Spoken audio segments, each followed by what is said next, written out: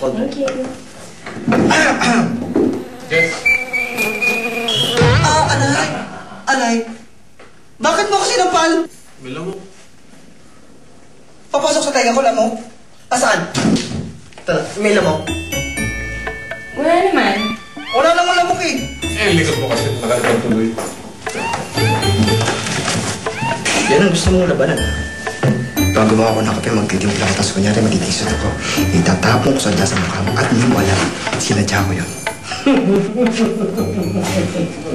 Since you big oy, Panyero Ball. Teka, kumusta na yung kamano kayo?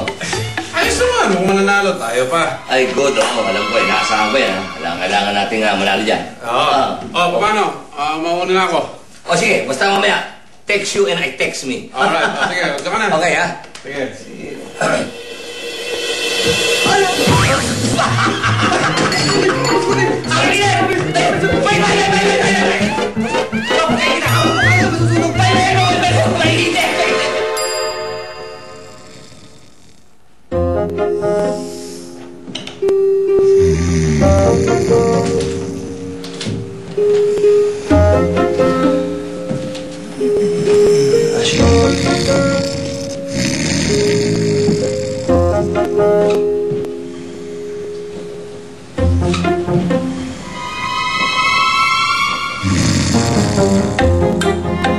May secret si Ashley. At mukhang hindi to gusto ni Joseph.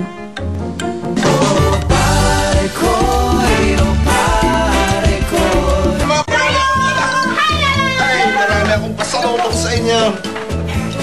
Wala si Jess. Yes ko. Ikaw pala. Balait. Di ka pa rin nagbago. Pwede ka pa rin. Hoy! May bala ka bang magtayo ng palengke dito o magtatayo ka ng poultry? Pwede rin ang poultry. At home ang mga manok din eh. Tutubuan ka ng balahibo. Hoy! Inggit ka lang, palibasa hindi mo afford mga ganitong klaseng outfit. Mahirap pang kami ngayon. Yayaman rin ako. Abay, tutuparin na ni Mayor yung pangako sa akin. Gagawin akong Vice Mayor. Well, congrats in advance kung ganun. Ay, thank you in advance. Congrats sa makakalaban mo.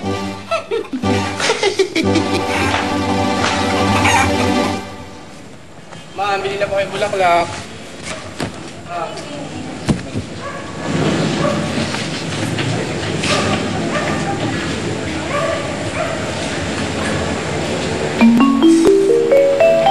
Sino na?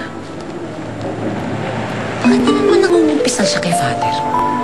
Ano kayang kasalanan nito? Siguro tama yung kutob ko eh.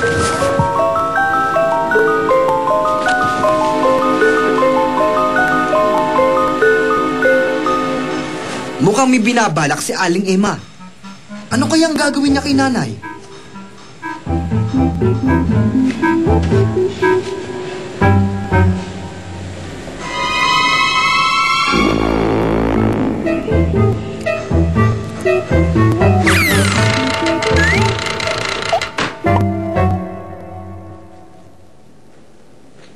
Anak,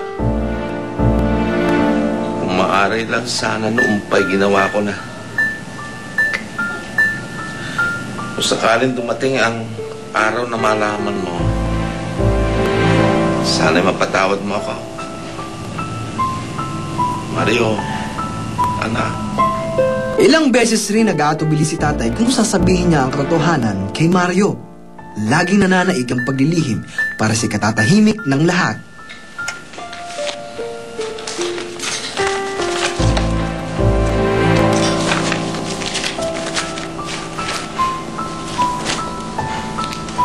Mario! Ang Ben! Ben, basta ho. Kabuti. Ay! Ibalato ko sa iyo.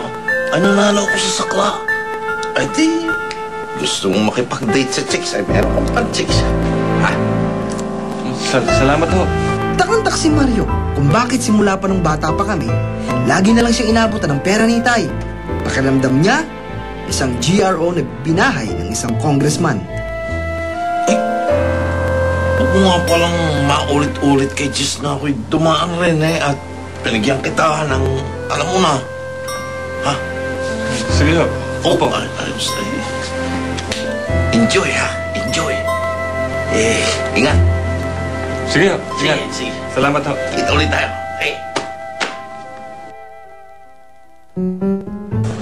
Matagal ko na pong gustong ikumpisal ito. Nagkasala po ako sa asawa ko. Nakipagrelasyon ako sa isang lalaking may asawa na rin. Sinasabi ko na nga ba eh? Ho? Sabi ko na nga ba, maraming nagkakasala ngayong mga may asawa. Gaya mo, nakikiapid kay... Sino na nga yung lalaki? Ho? Sasabihin ko ang pangalan? Oo! Para sa ano? Para sa ikatatahimik ng konsyensya mo. Sino ba yung lalaking iyong kinahuhumalingan? Si...